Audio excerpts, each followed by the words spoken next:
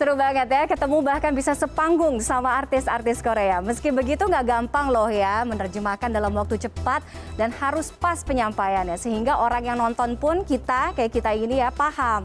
Coba kita dengar pengalaman sama yang pernah sepanggung sama Blackpink. Ada Michelle Hendra atau yang populer disapa Michi Momo. Michi, 안녕하세요. 처음 뵙겠습니다. 반갑습니다. Terima kasih Michi. Gimana sih rasanya sepanggung sama Blackpink? To be honest, sampai sekarang itu sepanggung sama Blackpink masih menjadi sesuatu yang buat aku kayak berkat banget. Karena itu sama aku jadi interpreter dan bener-bener suatu experience yang nggak bisa dilupakan gitu. Pas kamu diminta waktu itu jadi interpreter Blackpink itu gimana? Kan pengalaman pertama kamu tuh. Blackpink sebenarnya ini nggak nyangka banget. Jadi ada teman aku, dia itu sebenarnya dia promotor yang membantu membawa artis internasional ke Indonesia biasanya. Nah, si Blackpink ini dibawa sama dia. Terus karena emang udah kenal, dia juga ada half Korean. Terus kayak dia bilang, Mitch, ini ada Blackpink mau datang, kamu mau coba nggak jadi interpreternya? Terus aku yang kayak, ya mau dong gitu kan, kapan lagi bisa ketemu sama Blackpink gitu. Nggak mungkin nolak ya. Kita sempat ngobrol dulu bentar, abis itu akhirnya dapet deh. Ya sebenarnya ada jalur teman ya hitungannya. Kalau translator kan ya, translator drama Korea atau film Korea itu kan mereka punya deadline gitu ya. Jadi semua tidak harus diselesaikan dalam saat atau waktu itu juga. Nah, kalau interpreter itu kan semua harus serba spontan. Seberapa seru, terus tantangan jadi interpreter tuh gimana? Itu setuju banget. Tapi yang maksudnya kalau misalkan sama interpreter Korea, especially artisnya, biasanya tuh emang udah ada key point, mereka bakal ngomongin apa aja. Jadi kita udah baca dulu juga karena biasanya mereka itu benar-benar sensitif banget sama perubahan topik. Jadi biasanya dari MC-nya atau mungkin dari event organizer udah dibilangin, pertanyaannya jangan diganti ya, jawabannya gini aja. Jadi rata-rata pun jawaban mereka kita kurang lebih udah tahu. Cuman emang ada beberapa kejadian ngomongnya beda gitu loh. Jadi emang itu mesti cepet tanggap, udah gitu harus langsung dibicarakan. Untungnya juga, especially kalau kayak pas fan meeting, udah gitu kayak konser, komen yang mereka keluarkan itu rata-rata mirip. Jadi kayak nggak gitu bermasalah sih. Kayak waktu itu yang soal pas yang sama Blackpink, jadi Rose itu harusnya ada ngomongnya A, tapi dia ngomongnya jauh lebih panjang. Itu untungnya aku pas denger kayak, oh oke, langsung ngerti. Terus kayak langsung translate itu merasa bangga sendiri. Tapi hebat sih, hebat. Kalau untuk interpreter itu ada, apa bilangnya, ada pendidikan khusus atau mungkin semacamnya nggak sih? Sebenarnya banyak banget kalau misalkan especially di Indonesia, interpreter artis Korea itu emang yang biasanya orang Korea tapi lama tinggal di sini. Jadi bahasa Indonesia lancar juga. Cuman banyak juga yang emang sekolah bahasa. Tapi kalau untuk aku, puji Tuhan aku tuh dulu autodidak sebenarnya, kan belajar. Jadi itu juga salah satu kayak pengalaman yang luar biasa tetap. Karena ujungnya abis sama Blackpink, promotornya suka, terus agensinya suka. Sampai bilang, oh next time sama kamu lagi aja gitu. Oke, jadi continuity gitu ya kerjasamanya. Tadi kan Michi bilang kadang-kadang sebenarnya tuh udah ada pertanyaan sih dan juga jawaban dari mereka. Tapi kadang-kadang di panggung gitu kenyataannya di lapangan bisa jadi panjang atau mungkin melebar dari jawaban yang udah disiapin sebelumnya. Artinya kemampuan untuk listening itu kan kita harus jago banget. Nah buat teman-teman mungkin sekarang yang tertarik juga kayak Michi gitu yang lagi belajar bahasa Korea untuk mengasah listening gitu kan, karena soalnya kan slangnya beda-beda, baremnya pun juga beda-beda.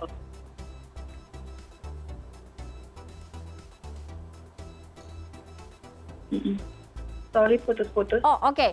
Gimana melatih kemampuan listening itu? Oke, kalau misalkan untuk melatih listening sebenarnya aku tuh dari dulu bener-bener sering banget nonton reality show.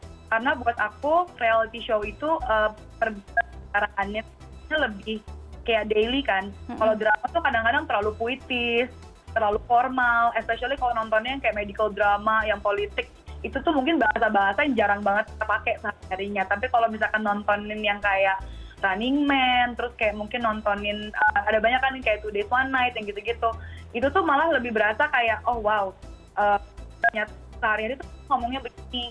Dan kalau misalnya kalian udah bisa Hangulnya, mereka biasa kan kalau misalnya ngomong tuh suka dikasih subtitle juga. Jadi kalian tuh bisa baca subtitlenya dan kira-kira cara ngomongnya gimana.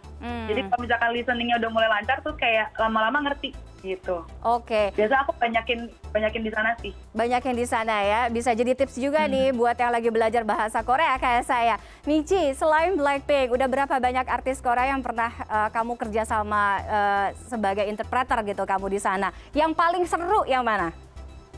Yang paling seru aku bisa bilang The Boys. Kalau tahu sama The Boys. Jadi aku udah ketemu banyak kan. Iwon udah, Super Junior udah. Oh sama Red Velvet juga seru. Red Velvet juga seru banget. Yang buat aku paling berkesan The Boys. Karena waktu aku ketemu The Boys itu dalam keadaan mereka baru pertama kali juga fan meeting keluar dari Korea. Jadi mereka kan lumayan hitungannya rookie ya, masih baru. Terus dan perbedaannya adalah kalau misalkan lebih baru itu pasti lebih kayak approachable in a way. Jadi aku yang baik banget, terus kayak bener-bener manggil aku Nuna, kayak bisa blushing sendiri. Blushing. Mereka even lari ke ruang meeting mereka, terus balik lagi ke tempat aku cuma mau ngasih album doang, yang gitu-gitu. Kayak lucu banget, dede-dede gemes gitu. Jadi setiap artis yang paling inilah bener-bener kayak berkesan gitu jadinya. Oke, setiap artis punya pengalaman dan kesan sendiri ya.